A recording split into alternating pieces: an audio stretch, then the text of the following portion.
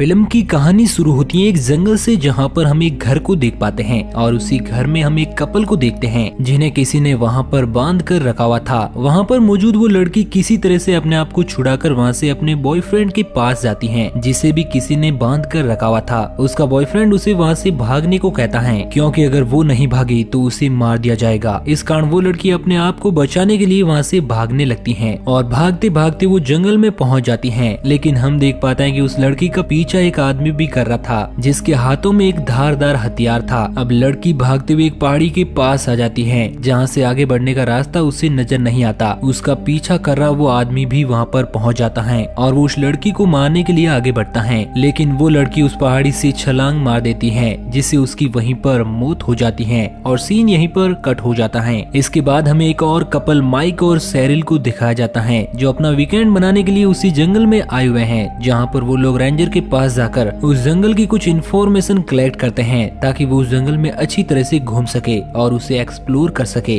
वो रेंजर उन लोगों को चेतावनी देता है कि वो लोग इस जंगल में सावधान रहे, क्योंकि यहाँ पर बहुत सारे जंगली जानवर भी हैं जो तुम्हें नुकसान पहुँचा सकते हैं। इसके बाद माइक और सैरिल दोनों उस ट्रिप के लिए निकल जाते हैं, जहाँ पर रास्ते में उनके पास दो ऑप्शन होते हैं कि वो टिम्बर फॉल पर जाए या फिर किसी ब्रिज के पास बनी हुई एक ऊंची चोटी पर। तभी वहाँ पर एक लेडी आ जाती है जिसका नाम ईडा था। ईडा उन्हें बताते हैं कि वो इसी जंगल में रहा करती हैं और वो उन लोगों को सजेस्ट करती हैं कि वो टिम्बर फॉल पर जाए। अब माइक और सैरिल ईडा का शुक्रिया अदा करते हैं और टिम्बर फॉल की तरफ आगे बढ़ने लगते हैं। इसके बाद वो जंगल में एक जगह रुककर एक दूसरे के करीब आने लगते हैं और वहीं पर रुककर मैकआउट करने लगते हैं। तभी वहाँ पर जंगल में रहने वाले कुछ हंटर्स अपने हाथों में गन लिए वहाँ पर आ जाते हैं और सैरिल के कपड़ों को छूने लगते हैं। ये सब देखकर माइक को बहुत ज्यादा गुस्सा आता है। इसी दौरान हम उन हंटर्स के एक लीडर को देखते हैं जो माइक को एक शराब ऑफर करता है। माइक उस शराब को पी लेता है। वो लीडर माइक को शराब को खरीदने के लिए कहता है, लेकिन माइक शराब नहीं खरीदना चाहता। लीडर उसे जबरदस्ती करता है। सैरिल माइक को उन लोगों को पैसा देने के लिए कहती है, लेकिन माइक अपने बैग से पैसे की जगह अपनी गन निकालने लगता है। लेकिन सैरिल ये सब देखकर बहुत ज्यादा नाराज होती है, क्योंकि माइक अपने साथ गन लेकर आया था। वो उसे कॉम्प्रोमाइज करने को कहती है। इसके बाद माइक अपने पास से कुछ पैसे निकालकर उनको दे देता है और वो हंटर वहाँ से चले जाते हैं। इसके बाद वो दोनों एक वाटरफॉल के पास जाते हैं, जहाँ पर सैरिल माइक से बहुत ज्यादा नाराज थी, क्योंकि वो अपने साथ गन लेकर आया था। सैरिल माइक से गन फेंकने को कहती है, लेकिन माइक उसे बताता है कि अगर उसने उस गन को फेंक दिया तो कोई आदमी उसे यूज कर लेगा। इस कारण सैरिल उसे उस गन के अंदर मौजूद गोलियों को फेंकने को कहती है।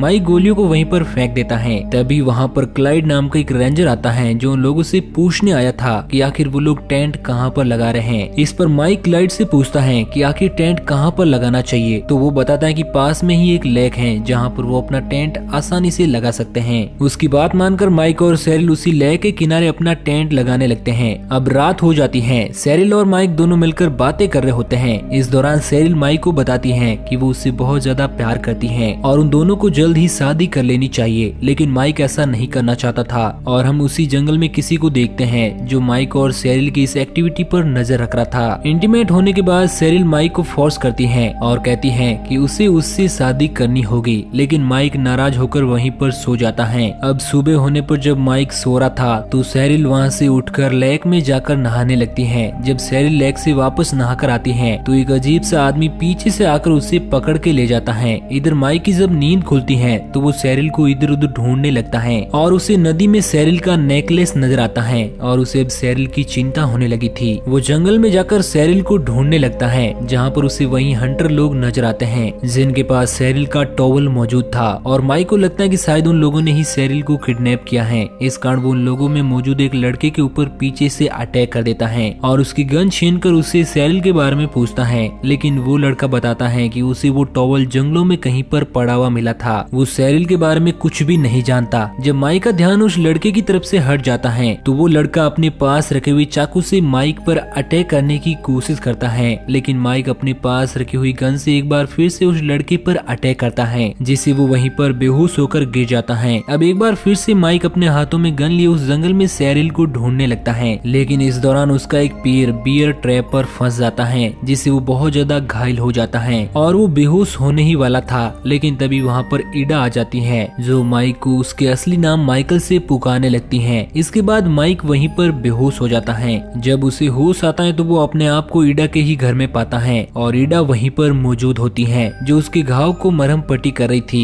ईडा माइक को बताती है कि वो जल्द ही पुलिस को कॉल लगाकर यहाँ पर बुला लेगी। माइक उसे सेरिल के बारे में भी बताता है जिसे शायद किसी ने किडनैप कर लिया है और वो गायब है। तभी दरवाजे पर वही लड़का आता है जिस पर माइक ने अटैक किया था। वो माइक को ढूंढते हुए वहाँ पर आ पहुंचा था। ईडा उसे बताते हैं कि उसने माइक को नहीं देखा। इस पर वो लड़का वहाँ से चला जाता है। इसके बाद माइक को ईडा के ऊपर शक होता है क्योंकि वो लेडी एक बहुत ही ज्यादा मिस्टीरियस लेडी थी। इस दौरान माइक को वो माइकल नाम से पुकार रही थी और इसी कारण माइक को उस पर शक था क्योंकि उसे लगता है कि शायद ईडा ने माइक का आइडेंटिटी कार्ड चुरा लिया है। इस कारण वो ईडा से इस बारे में बात करता है लेकिन ईडा उससे गुस्सा हो जाती है और उसे अपना सारा सच बताने लगती है। वो बताते हैं कि सेरिल और माइक दोनों ने इस जंगल को स्थापित कर दिया है और उन्होंने एक बहुत बड़ा पाप किया है। दरअसल वो कहना चाहती थी कि उन दोनों के बीच में वे उस इंटीमेट सीन को ईडा ने ही देखा था और ईडा का मानना था कि शादी से पहले कोई भी एक दूसरे के साथ इस तरह की चीजें नहीं कर सकते। वो माइक को बताते हैं कि इस बात की सजा माइक और सेरिल दोनों को बराबर मिलेगी। इसके बाद माइक उसके ऊपर अटैक कर देता है और ईडा भी उस पर टूट पड़ती है। इसी लड़ाई के दौरान माइक किसी तरह ईडा को बेहोश कर देता है और वहाँ से सीधा जाकर रेडियो पर पुलिस को कॉल लगाने की कोशिश करता है लेकिन रेडियो ऑफ था। तभी वहाँ पर उसे एक सीक्रेट डोर नजर आता है। वो उस डोर से सीधा अंदर जाता है। माइक को वहाँ पर बहुत सारे बेबी सेल नजर आते हैं जिन्हें एक जार में बंद करके रखा हुआ था। माइक को वहाँ पर सेरिल बंधी हुई नजर आती है। वो किसी तरह सेरिल को वहाँ से छुड़ा कर ले जाने लगता है लेकिन तभी वहाँ पर ईडा का भाई डेकन आ जाता है जो देखने में बहुत ही ज्यादा क्रीपी नजर आ रहा था। उसका चेहरा बुरी तरह से बिगड़ा हुआ था। उसके हाथ में एक हथियार था। वो उस हथियार को लेकर माइक के ऊपर अटैक कर देता है और माइक घायल होकर वहीं पर गिर जाता है और सेरिल को वहाँ से भागने के लिए कहता है। सेरिल भागकर बाहर आती है और एक कार से जाकर टकरा जाती है और ये कार रेंजर क्लाइड की ही थी। अब सेरिल क्लाइड से मदद मांगती है मगर हमें पता चलता है कि रेंजर क्लाइड भी उन्हीं लोगों के साथ मिला हुआ था। इसके बाद एक बार फिर से सेरिल को वहीं पर ले जाया जाता है और उसी तरह बांध दिया जाता है। इधर माइक और सेरिल को दोनों को बांध दिया जाता है। यहाँ पर हमें पता चलता है कि वो पूरी की पूरी फैमिली साइको है जो किसी तरह के रिचुअल को फॉलो करती है और इस रिचुअल के कारण ही उन लोगों ने माइक और सेरिल को यहाँ पर बांधा हुआ है जहाँ पर वो लोग उन लोगों को अपना पाप सुनाते हैं। ईडा उन दोनों को बताती है कि जब वो दोनों उस टेंट में मेकआउट कर रहे थे तो उसने उन्हें देख लिया था और उनके हिसाब से ये बहुत बड़ा पाप है और इसके लिए अब उन्हें एक सजा दी जाएगी और वो सजा ये होगी कि माइक सेरिल के साथ इंटीमेट होकर उसे प्रेग्नेंट करे और एक बच्चा पैदा करे और वो लोग उस बच्चे को अपने पास रखेंगे और इस तरह से उन लोगों को इस पाप की सजा मिल जाएगी। इसके बाद उन दोनों को एक रूम में ले जाया जाता है जहाँ पर ईडा सेरिल को एक चाय पिलाती है। इसके बाद सेरिल वहीं पर बेहोश हो जाती है और माइक को क्लाइड कहता है कि उसे सेरिल के साथ इंटीमेट होना ही होगा लेकिन माइक उन लोगों की बात को नहीं मानता तो क्लाइड उसके हाथ पर एक कट लगा देता है और उससे कहता है कि वो बिना इस पाप को मिटाए यहाँ से भाग नहीं सकता और न ही वो किसी को यहाँ पर मदद के लिए बुला सकता है। इसके बाद क्लाइड और ईडा वहाँ से चले जाते हैं। रास्ते में जाते वक्त ईडा क्लाइड को बताती है कि इस बार वो अपने इस रिचुअल में कामयाब हो जाएंगे। इधर माइक सेरिल को छुड़ाने की कोशिश करता है लेकिन वो ऐसा नहीं कर पाता। तभी वहाँ पर क्लाइड और ईडा आ जाते हैं। क्लाइड माइक को लेकर वहाँ से एक दूसरे कमरे में ले जाता है और उसे बांध कर बहुत ज्यादा टॉर्चर करता है। क्लाइड उसे बताता है कि अगर वो सेरिल के साथ इंटीमेट नहीं हुआ तो उसे बहुत बड़ी सजा दी जाएगी। ईडा का भाई डेकन माइक के ऊपर अटैक करने लगता है और उसे टॉर्चर करने लगता है।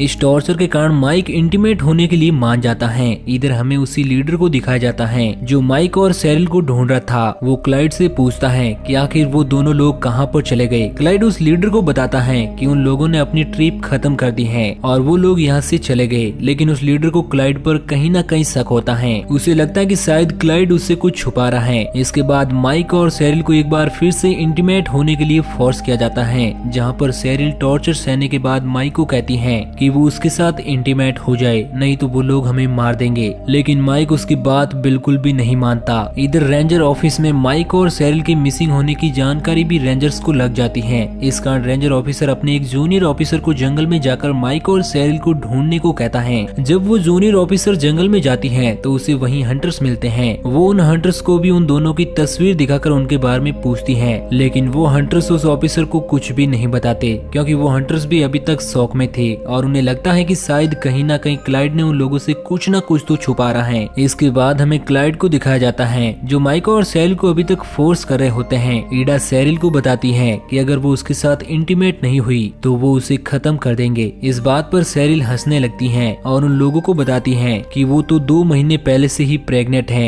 ये बात सुनकर ईडा को बहुत बुरा लगता है और क्लाइड और ईडा दोनों परेशान हो चुके थे क्योंकि उन लोगों की सारी मेहनत पर पानी फिर चुका था। इधर हम उन्हीं हंटर्स को देखते हैं जो क्लाइड और ईडा की असलियत जानने के लिए उनके घर तक आ पहुंचे हैं। वो घर का दरवाजा तोड़कर अंदर घुसते हैं और इस बात की जानकारी क्लाइड और ईडा को भी लग जाती है। इस कारण वो उनकी तरफ आगे बढ़ते हैं और माइक और सेरिल को वहीं पर छोड़कर चले जाते हैं। माइक अपने आप को छुड़ाने की कोशिश करने लगता है। उन्हीं हंटर में से एक हंटर उस बेसमेंट के दरवाजे तक पहुंच जाता है और उस दरवाजे को खोल लेता है, लेकिन तभी क्लाइड पीछे से आकर उसके ऊपर अटैक कर देता है जिससे उस लड़के की मौत हो जाती है। और दूसरा लड़का उस बेसमेंट में अंदर पहुंच चुका था जहां पर उसे बहुत ही अजीब चीजें नजर आती हैं और उसे समझ नहीं आता कि ईडा और क्लाइड के दिमाग में क्या चल रहा है। इधर हम क्लाइड और ईडा को देखते हैं जो एक दूसरे से बात कर रहे थे। ईडा क्लाइड को बताती है कि हमें सेरिल के उस बच्चे को गिरा देना चाहिए ताकि वो अपने इस रिचुअल को आसानी से कर सके, लेकिन क्लाइड उसे बताता है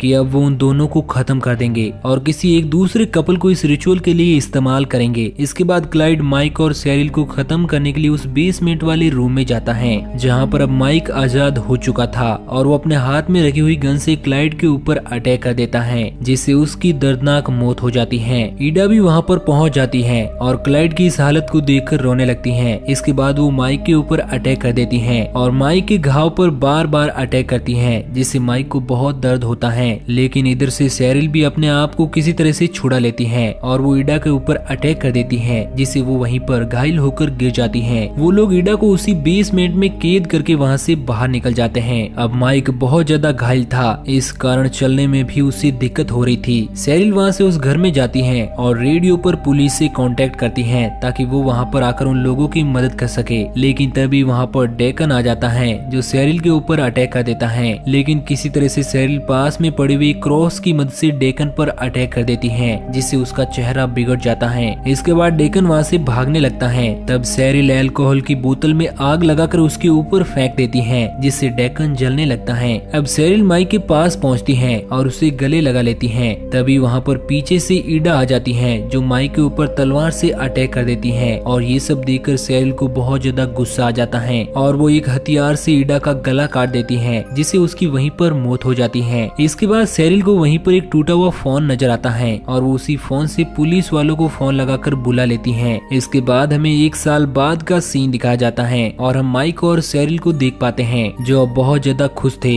क्योंकि अब वो पेरेंट्स बन चुके हैं और उनकी एक प्यारी सी बेटी भी है। वो अपनी बेटी को सुलाकर वहाँ से चले जाते हैं। इस दौरान हम उसी तरह के हथियार को देख पाते हैं जैसा कि डेकन यूज किया करता था और इसी मिस्टीरियस सीन के साथ ये मूवी यहीं पर एंड हो जाती है।